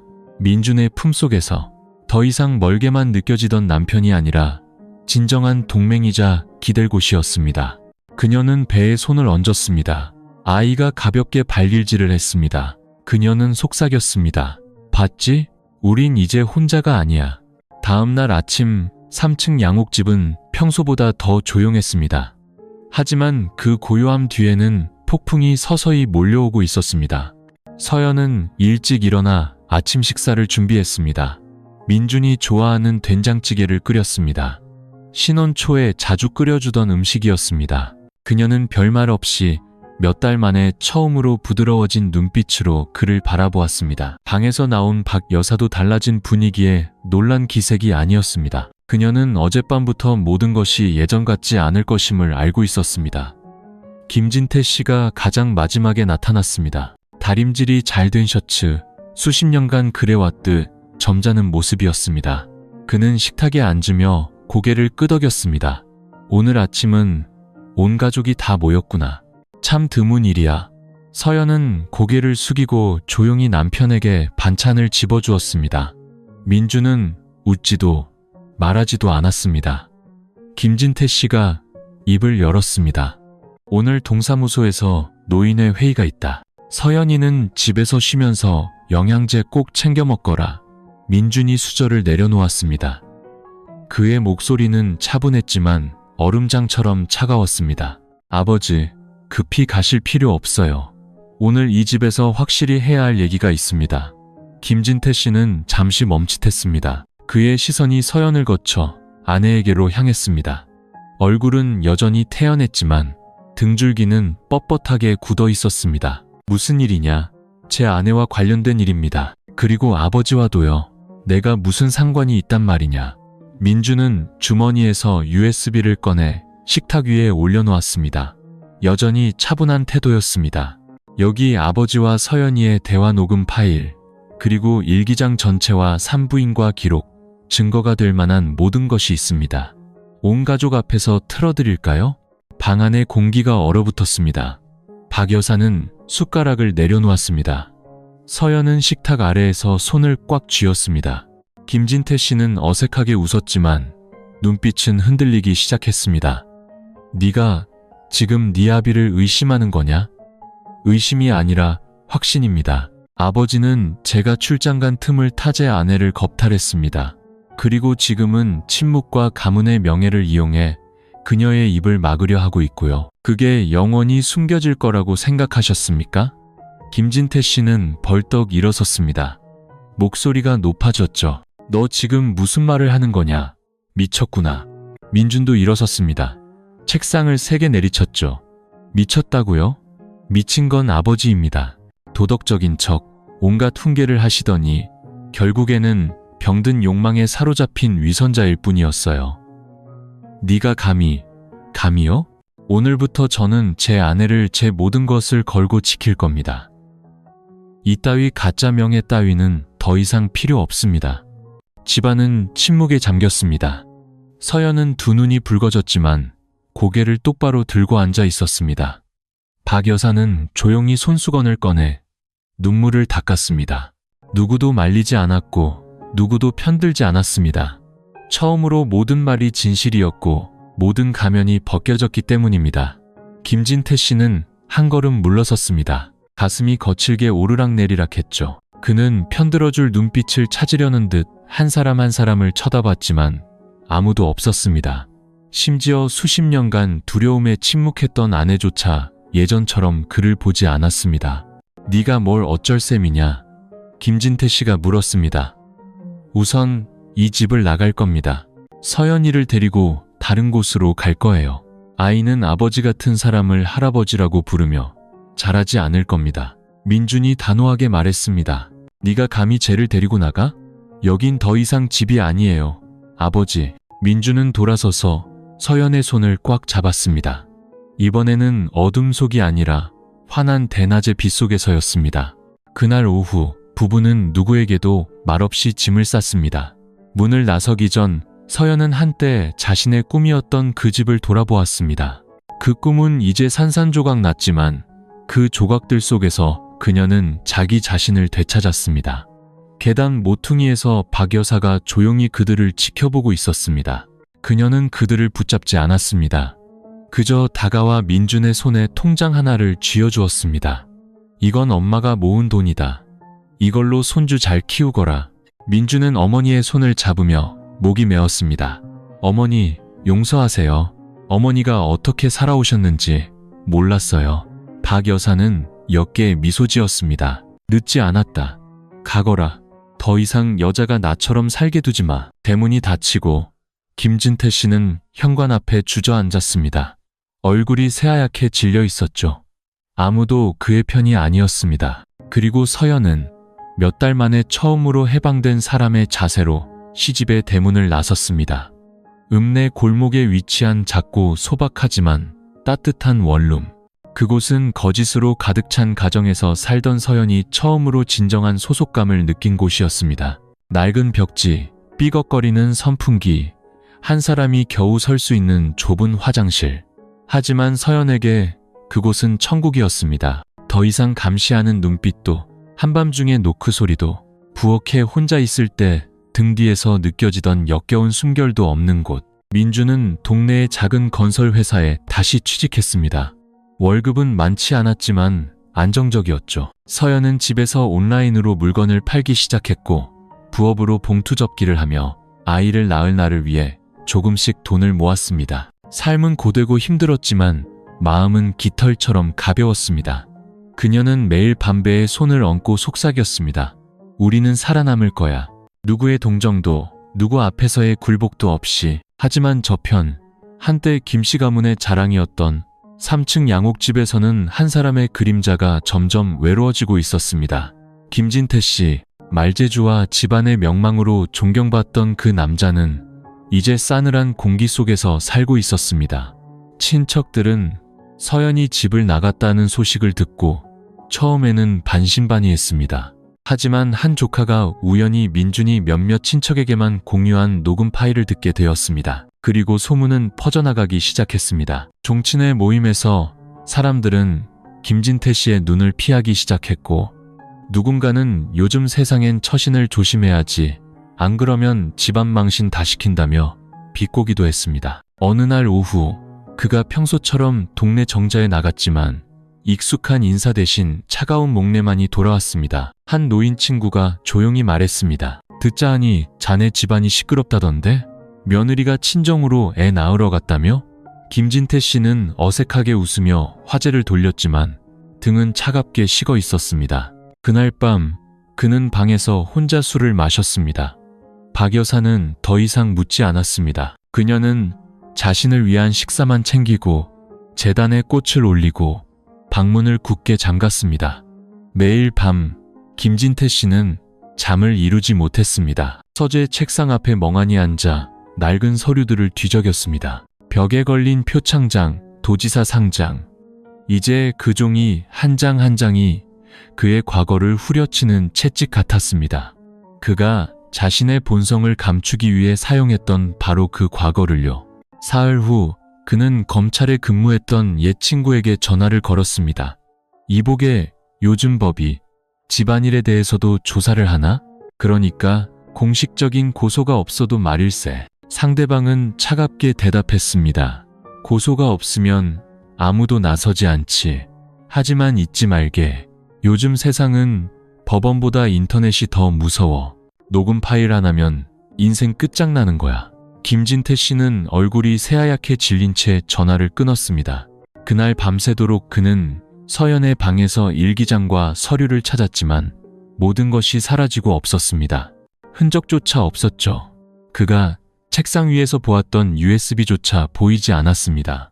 한편 작은 원룸에서 민준과 서연은 처음으로 평화로운 나날을 보내고 있었습니다. 돈을 아끼고 라면을 먹고 영양제 하나도 아껴 먹어야 했지만 그들은 예전처럼 존재하는 것이 아니라 진짜 삶을 살고 있다는 것을 알았습니다. 어느 날 밤 민준은 서연을 안고 그녀의 배에 손을 얹었습니다. 이 아이가 누구의 아이든 우리 부부의 아이야. 내 핏줄처럼 키울 거야. DNA 검사 같은 건 필요 없어. 사랑과 명예만 있으면 돼. 서연은 남편의 품에서 울음을 터뜨렸습니다. 오빠가 그 말 한마디 해주는 것만으로 난 이제 평생 아무것도 두렵지 않아.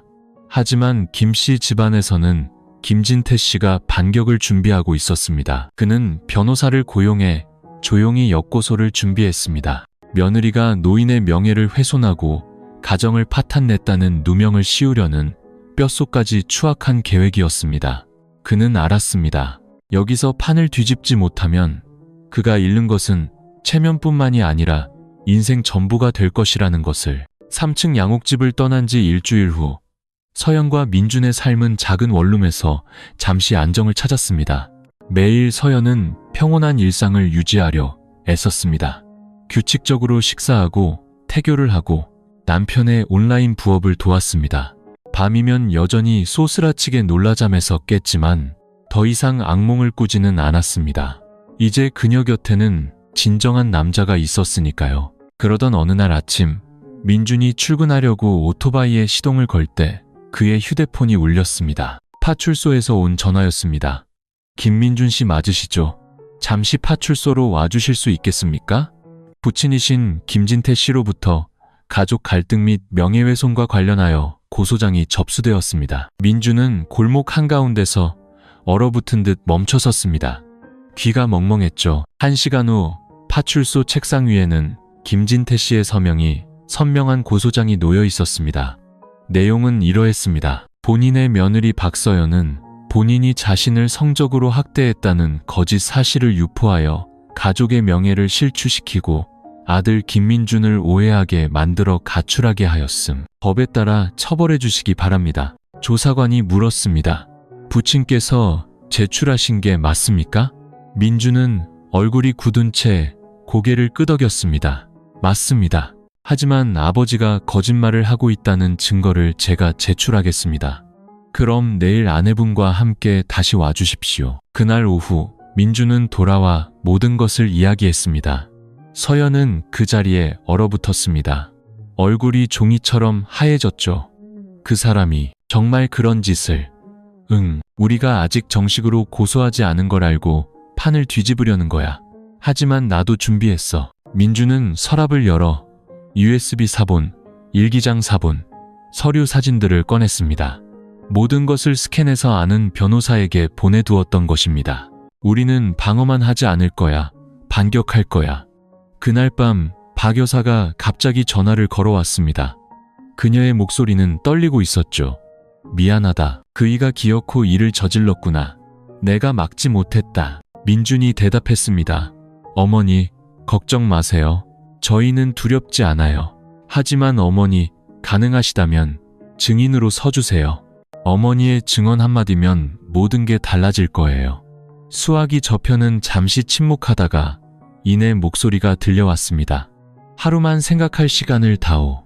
다음날 아침, 파출소의 서연은 하얀 원피스를 입고 머리를 단정하게 묶은 채 배를 감싸 안고 나타났습니다. 얼굴은 야위었지만 눈빛은 밝게 빛나고 있었습니다. 민준은 그녀 옆에 앉아 손이 하얘지도록 그녀의 손을 꽉 잡았습니다. 조사관이 서류를 열었습니다. 김진태 씨로부터 고소장을 접수했습니다. 이제 박서연 씨께서 처음부터 사건을 진술해 주시죠. 서연은 깊게 숨을 들이쉬고 눈물 한 방울 없이 차분하게 이야기하기 시작했습니다. 모든 세부사항, 모든 시간대, 모든 협박의 말을 그녀는 명확하게 진술했습니다. 그 후 민준이 모든 증거를 제출했습니다. USB, 서류, 녹음 파일 사본, 그리고 박 여사를 포함한 간접 증인 목록까지. 조사관은 잠시 침묵하다가 고개를 끄덕였습니다. 제출하신 자료들은 충분히 가치가 있습니다. 사실 확인 후 김진태 씨를 소환하여 대질 신문을 진행하겠습니다. 오후에 김진태 씨가 파출소에 도착했습니다. 처음에는 익숙한 점잖은 모습이었습니다.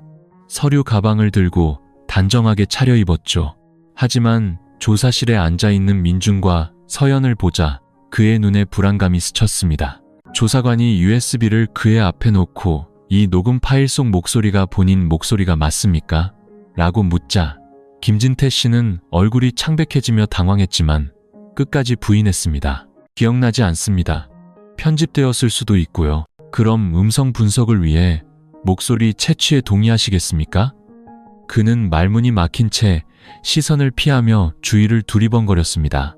민준이 일어나 아버지를 똑바로 쳐다봤습니다. 아버지를 용서할 수도 있다고 생각했습니다. 하지만 제 아내를 죄인으로 만드는 건 용납할 수 없습니다. 이 모든 걸 일으킨 장본인이 바로 아버지시잖아요. 김진태 씨는 주먹을 꽉 쥐고 입술을 떨었지만 대답하지 못했습니다. 그날 밤 박 여사가 다시 전화를 걸어왔습니다. 그녀의 목소리는 단호했습니다. 내가 증언하겠다. 내 자식이 나처럼 억울함을 안고 살게 둘 수는 없어. 서연은 울음을 터뜨렸습니다. 감사합니다, 어머님.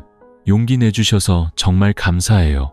비록 늦었지만요. 이야기는 동네 전체로 퍼져나가기 시작했습니다. 녹음 파일 일부가 SNS에 유출된 후 한때 동네의 귀감으로 여겨졌던 김진태 씨의 이름은 이제 온갖 혐오스러운 말과 함께 커뮤니티에 오르내렸습니다. 집안은 긴급회의를 소집했습니다. 분노하는 사람, 침묵하는 사람, 고개를 젓는 사람. 이제 김 씨 가문에서 누구도 그의 이름을 자랑스럽게 여기지 않았습니다. 대질 신문 일주일 후 군 경찰서에서 사건을 넘겨받았습니다. 피해자가 심리적 충격과 가족 내에서의 위협을 받은 정황을 고려하여 강간 혐의로 수사를 전환한 것이었습니다. 이 소식은 폭탄처럼 퍼져나갔습니다. 조용했던 동네는 이제 소문으로 들끓었습니다. 말도 안 돼. 김 선생님이 그런 일에 연루되다니. 듣자 하니 아들이 직접 증거를 제출했다던데. 겉으로는 점잖은 척하더니 속은 그렇게 썩었을 줄이야. 각종 시상식과 주민회의에서 거론되던 김진태라는 이름은 이제 금기어이자 혐오의 대상이 되었습니다. 월 중순 어느 날 김진태 씨에 대한 당원 자격 정지 결정이 내려졌습니다. 공고문에는 김진태 당원은 심각한 도덕적 해이가 의심되며 며느리 성폭행 혐의로 조사가 진행 중임이라고 명시되어 있었습니다.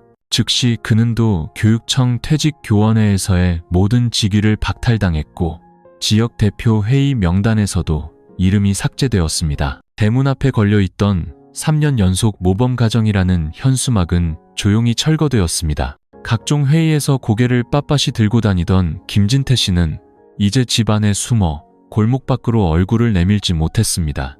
도시의 다른 한편 서연과 민준의 작은 원룸은 이 소식들을 다른 감정으로 맞이했습니다. 통쾌함이 아닌 안도감이었습니다. 그날 정기검진을 다녀온 후 의사는 태아가 잘 자라고 있으며 산모가 잘 먹고 잘 자면 한 달 후에는 안전하게 출산할 수 있을 거라고 말했습니다. 서연은 남편을 보며 입술을 떨었습니다. 오빠, 드디어 곧이네. 우리에게 아이가 생길 거야. 진실의 아이가. 민주는 아내의 손을 꽉 잡았습니다. 누가 뭐래도 우리 아이는 가장 자랑스러운 존재야. 여보, 우리가 앞으로 나아갈 이유라고. 하지만 그날 밤 예상치 못한 전화가 걸려왔습니다. 집안 어른이었습니다. 민준아, 내 할아버지가 노발대발하신다. 네가 집안 망신을 다 시키고 다닌다고. 온 집안이 난리인데 가문을 좀 생각할 순 없겠니? 민준은 단호하게 대답했습니다. 생각했습니다. 큰아버지, 저는 옳은 것을 선택했습니다. 정의보다 가문의 명예가 더 중요한 분들이라면 더 이상 제 집안이 아닙니다. 같은 시각, 김진태 씨는 점점 더 쇠약해졌습니다. 늘 상석에 앉던 그 남자는 이제 집 현관에 멍하니 앉아 있었습니다.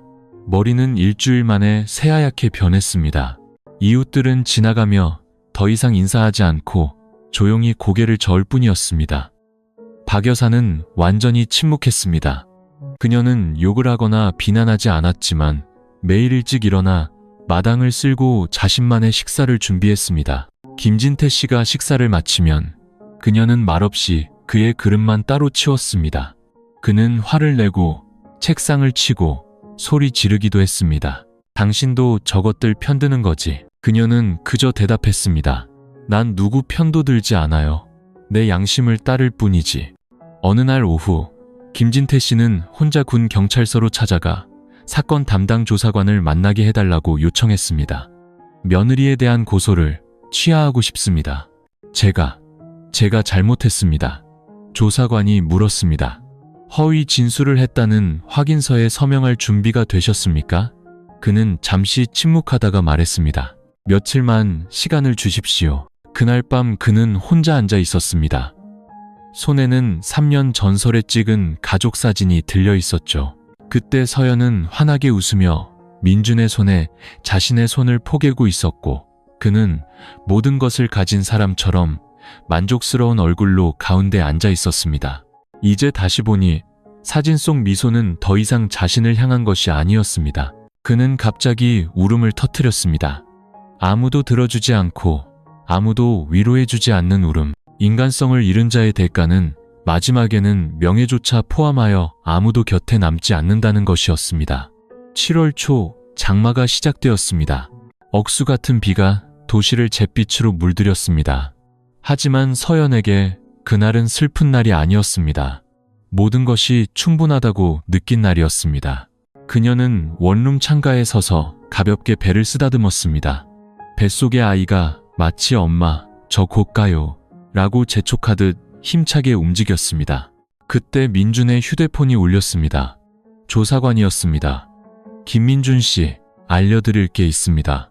김진태 씨가 고소 취하서에 서명했고 동시에 아들이 없는 사이 며느리를 성적으로 학대한 사실을 인정했습니다. 저희는 현재 사건을 기소 의견으로 검찰에 송치할 준비를 하고 있습니다. 민준은 수화기를 쥔 손에 힘을 주며 목맨 소리로 말했습니다. 감사합니다. 정말 감사합니다. 그는 돌아서서 서연을 껴안았습니다. 그녀는 아무 말 없이 남편의 가슴에 손을 얹고 그의 심장이 세차게 뛰는 것을 느꼈습니다. 진실은 마침내 확인되었습니다. 더 이상 숨길 것도 피할 것도 없었습니다. 더 이상 누구도 그녀를 집안에 분란을 일으킨 사람이라고 손가락질할 수 없었습니다.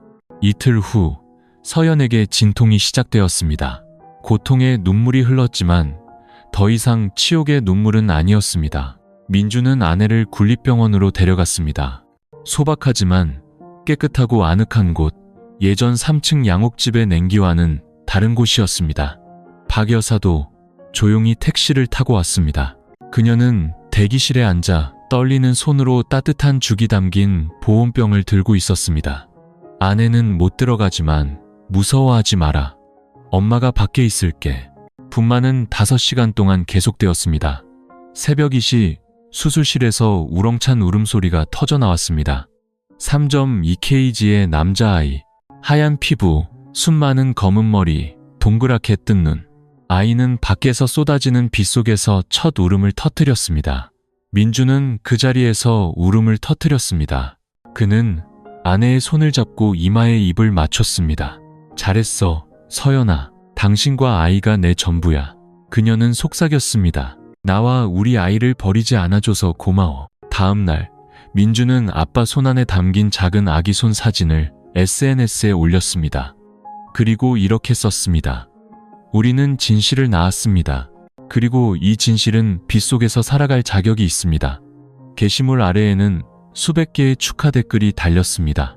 한때 그녀를 의심하고 모진 말을 했던 사람들까지 사과의 말을 남겼습니다. 사회는 때로 불공평하지만 끈기와 선함이 이끌 때 스스로를 바로잡을 줄도 아는 곳이었습니다. 같은 시각 김진태 씨는 집에 홀로 있었습니다. 그는 병원에 다녀온 박 여사를 통해 소식을 들었습니다. 애 낳았대. 건강한 아들이래. 그는 대답 없이 한숨만 내쉬었습니다. 그의 앞에는 서명한 합의서, 조사 기록, 그리고 기소를 기다리는 동안 출국 금지 및 이동 제한 결정서가 놓여 있었습니다. 그가 치러야 할 대가는 명예뿐만이 아니었습니다. 자식도 손주도 없이 아무도 곁에 없는 고독한 평생이었습니다. 그는 몇 달 만에 처음으로 서연아하고 이름을 불렀지만 아무도 대답하지 않았습니다. 그리고 아마 영원히 아무도 대답하지 않을 것이었습니다. 그날 오후 박 여사가 다시 병원을 찾았습니다. 그녀는 아기를 품에 안고 흐느꼈습니다. 할미가 미안하다, 아가야. 할미가 너무 오래 침묵했어. 하지만 이제부터는 그러지 않을게. 서연은 미소 지으며 시어머니의 손 위에 자신의 손을 얹었습니다. 원망도 분노도 없었습니다. 그녀는 어떤 사람들은 그저 과거를 넘어설 힘이 부족했던 또 다른 피해자일 수 있다는 것을 이해했기 때문입니다. 민주는 아들의 이름을 지훈이라고 지었습니다. 역경 속에서 태어났지만 진실로서 공을 세운 지혜로운 아들이라는 의미였습니다. 서연은 아들을 보며 조용히 말했습니다. 엄마는 시작을 선택할 수 없었지만 끝을 선택했단다. 그리고 너 덕분에 엄마가 옳았다는 걸 알게 됐어. 9월 맑은 햇살이 내리쬐는 날 군 법원에서 김진태 씨에 대한 1심 재판이 열렸습니다.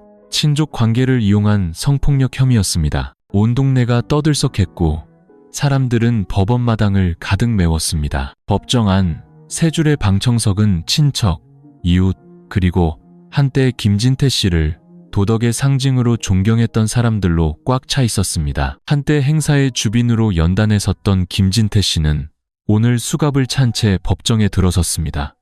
빛바랜 셔츠, 새하얀 머리, 피고인석 앞에 선 그의 숙인 고개는 단순한 몸짓이 아니었습니다. 명예를 발판 삼아 윤리를 짓밟았던 자의 완전한 몰락이었습니다. 판사가 판결문을 읽었습니다. 피고인 김진태, 1955년생, 전직 교육공무원, 아들이 장기 출장으로 집을 비운 사이 며느리인 피해자 박서연에게 여러 차례 접근하여 강제로 관계를 맺고 임신에 이르게 한 혐의가 인정됨. 이 행위는 사회의 미풍양속을 심각하게 해치는 범죄로 형법 제299조에 의거하여 유죄로 판단한다. 아래에서 서연은 민준 옆에 조용히 앉아 있었습니다. 민준은 아내의 손을 꽉 잡고 있었죠. 그녀의 얼굴은 이상할 정도로 평온했습니다. 오늘 그녀는 더 이상 피해자가 아니라 진실의 승리를 위한 살아있는 증인이었기 때문입니다. 피고인 신문에서 판사가 물었습니다. 피고인은 공소 사실을 모두 인정합니까? 김진태 씨는 고개를 숙인 채 떨리는 목소리로 말했습니다. 인정합니다. 제가 잘못했습니다. 죄송합니다. 더 이상의 부인도 변명도 없었습니다.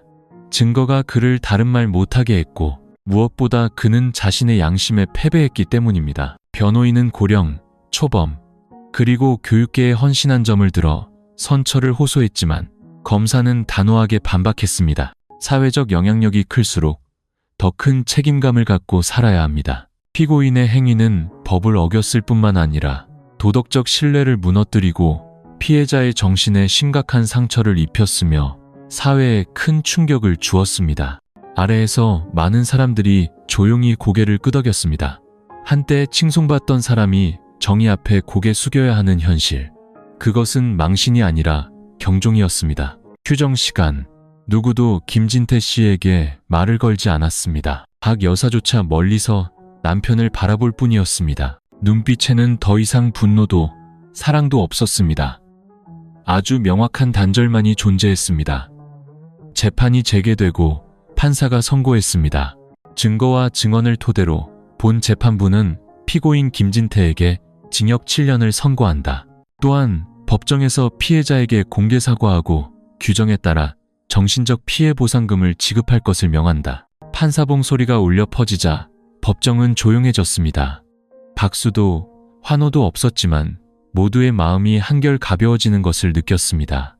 진실이 말해지고 경청되고 처리되었기 때문입니다. 법정을 떠나기 전 김진태 씨는 최후 진술의 기회를 얻었습니다. 그는 일어나 힘없는 목소리로 말했습니다. 제 며느리와 아들에게 죄송합니다. 제가 잘못했습니다. 법의 엄중한 처벌을 받겠습니다. 부디 저보다 평온하게 살아가길 바랍니다. 말을 마친 그는 돌아섰습니다. 구분 등에는 더 이상 한 가정의 가장 상석에 앉아 도리를 논하던 사람의 위험은 없었습니다. 자신의 죄에 패배한 자의 모습뿐이었습니다.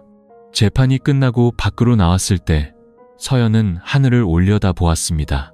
노란 햇살이 나무십 사이로 부드럽게 비치고 있었습니다. 그녀의 품에서 아기 지훈이는 평화롭게 잠들어 있었습니다. 한 중년 여성이 다가왔습니다. 한때 그녀를 믿지 않았던 이웃이었습니다. 그녀가 조용히 말했습니다. 서연 씨, 미안해요.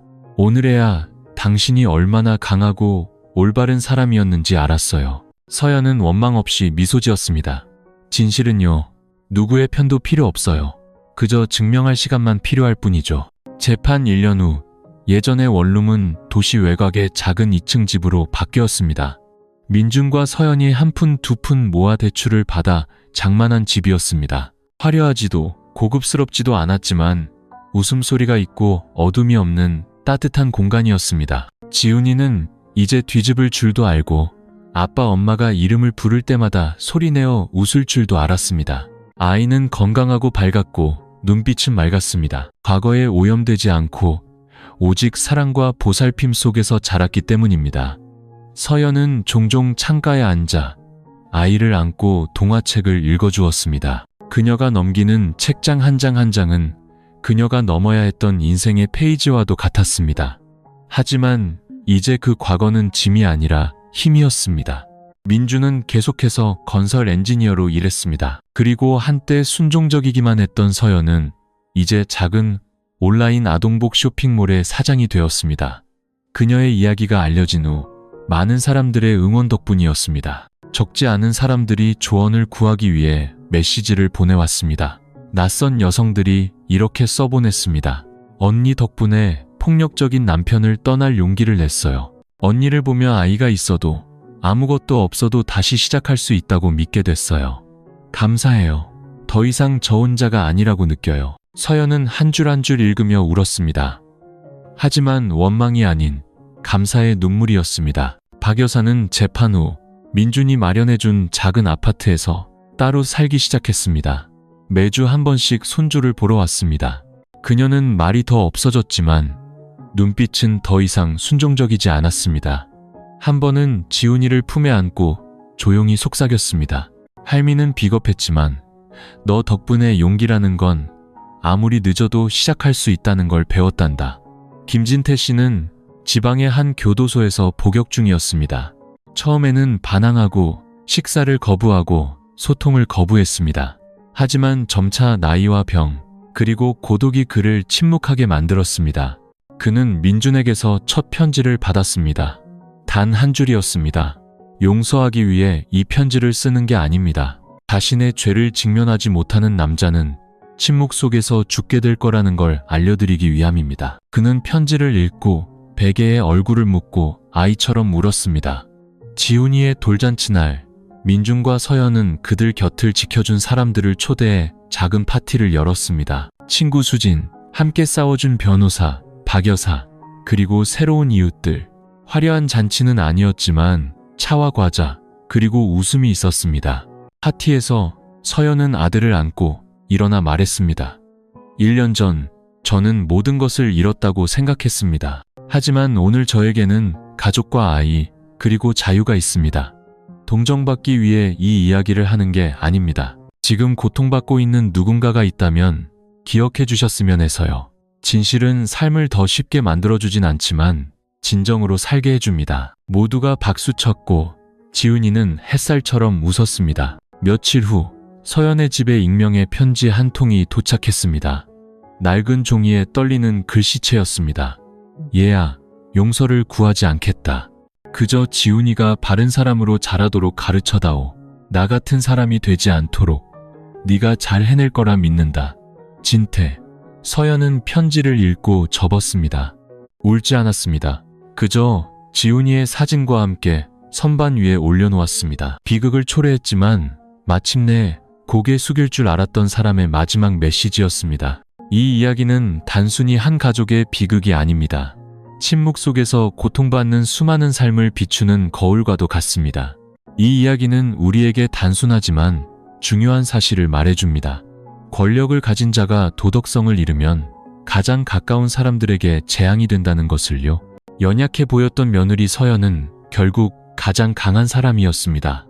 그녀는 감히 어둠 속에서 걸어 나왔고 사회의 손가락질을 받을 수도 있었던 아이를 지켜냈으며 정의 앞에서 고개 숙이지 않았습니다. 한때 무심했던 남편 민주는 돌아와 기댈 곳이 되어주었고 진정한 가장이 되었습니다. 그리고 평생을 순종하며 살았던 어머니 박 여사는 마침내 침묵 대신 진실을 선택했습니다.